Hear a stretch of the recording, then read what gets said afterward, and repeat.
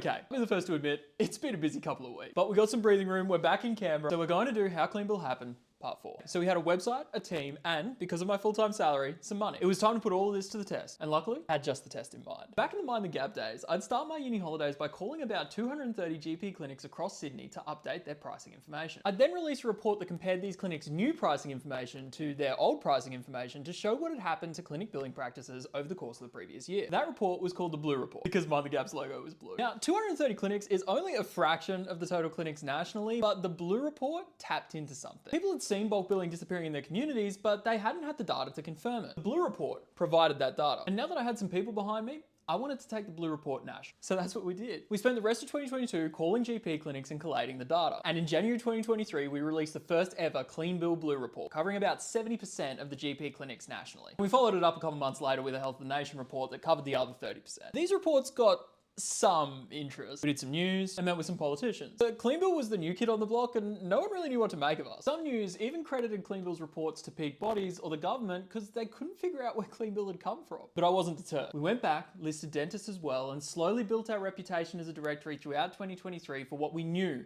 was coming at the start of 2024, the next Blue Report. Now, some of you may know the story, or at least parts of it from there, but if you're not across it, we'll cover all of what happens next in Part 5.